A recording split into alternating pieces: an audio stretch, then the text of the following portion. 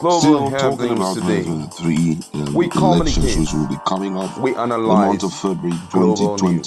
2023, Tinubu has kickstarted his campaign in Southeast. When I saw this news, a lot of things came to my mind because for once he's never paid a visit to the Southeast, but right now he's kickstarting his campaign there, and we're going to give you what the timetable looks like because actually it actually clashes with the sit at home, which IPOP is yet to fully correct his impact. It's still happening, just that the news have avoided it. But we know what really normally happen on Mondays in the southeastern part of Nigeria.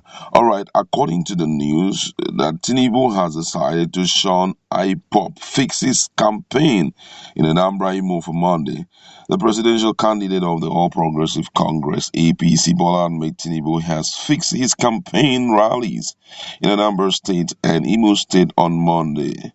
The APC and Tinubu decision to hold their presidential campaign on Monday contradicts the sit-at-home order by the indigenous people of Biafra IPOP in the southeast region.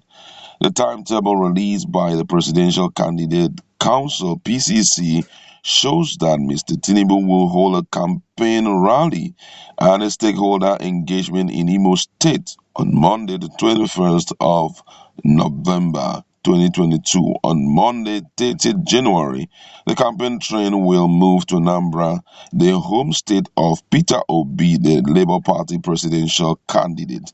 Recall IPOP declared sit-at-home order in August 2021 to protest and demand the release of the leader Mazi Nnamdi Kanu, who is standing trial on treason and terrorism charges by the Nigerian government.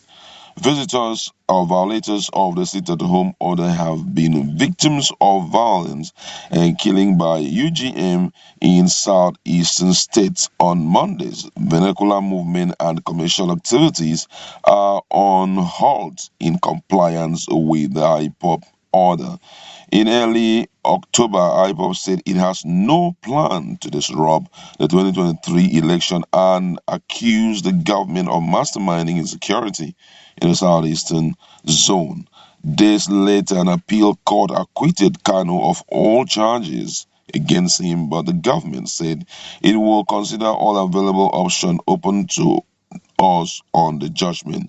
IPOP has since approached the Supreme Court challenging the October 28, 2022 decision of the Court of Appeal, which granted a stay of execution of its order and discharging and acquitting Mazi Nnamdi Kanu. And this has thrown a lot of reactions on the social media, especially considering the fact that Bola Ahmed Tinubu seems not to align with what is happening in the southeastern part of Nigeria.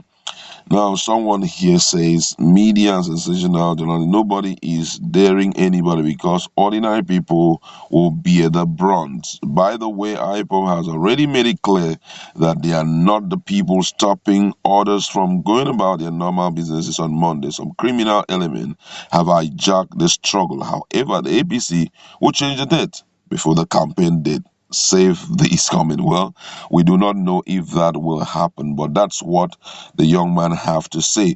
This is another person here say, I don't know if this is a show of power or a trap or something, but let's see how it goes. This one here says clearly shows that Bola Ahmed Tinubu does not even care to know what is happening in the southeastern part of the country. The issue of UGM attacking people is not what nobody knows in Nigeria. For him to take this step is just trying to prove a point, and he has every right to do so. However, because he campaigns in the southeast on Monday doesn't mean he will win the election, and because Obi doesn't campaign on Mondays in the southeast doesn't mean he will lose the election. Everybody is all about perspective, but we Nigerians are looking for perspective. Say we want to take back our country from dubious riots or hacks that have taken our beloved country backwards. and who will usher us into this new world? We all know it. Your guess is as good as mine. Peter Obi is the only person who can do this. A lot of reactions there.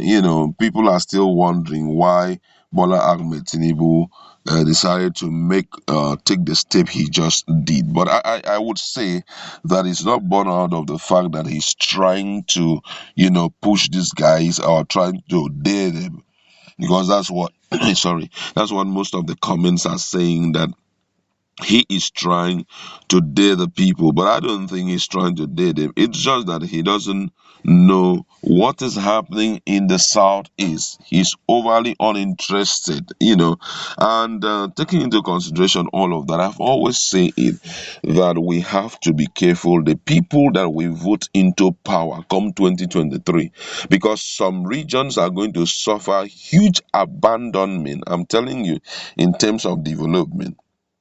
It is time for Nigerians to rise up together to look for a unifier. Tiku Abubakar is known as a unifier, but I would say that from what has happened at the party level, which would have been a significant, strong point for him, unifying his comrades and unifying his party members, that would have been a strong one for him and would congratize that name on him. But unfortunately, he didn't do it. We saw what happened, that up till now he has decided to turn his back on Wike and decided to move on. That leadership cannot be changed when the elections is so close. But however, with what has happened thus far, the ideal person to lead Nigeria and give us what we want is Peter Obi. I will say it anyway, because he has the way without to correct the abnormalities that we have seen thus far in the country. Now, this man scheduling his campaign for Monday, I don't know how he will do it, but I feel that those who are his campaign members in the southeast, apart from them, the governors should be the first to brief him. For example, Imo State governor is an APC governor, we know. Uzodima is an APC governor, and he's the right person to reach out to them and said, please, this is what normally happened here. For him to make that happen, every other person who will be coming in, or let me say campaigners who will be coming in, must be careful. Don't forget that some of these top leaders on that fateful day, they will be inside their bulletproof cars, you understand, with security littered everywhere. Unfortunately, it's always the common man that bears the brunt. Unfortunately, that had always been the situation. So even you as a common man, even if somebody says, even if they swear for you that you shouldn't have sense, please have some sense. We have seen things that have happened thus far in Nigeria, pointing to the fact that a common man needs to have sense, because unfortunately, when it happens, you will see that the rich and the mighty will jump into their bulletproof cars and drive off. Nothing will happen to them. But for you, you're strictly on your own. I'm telling you, you're strictly on your own. So try to have sense. That's where we like.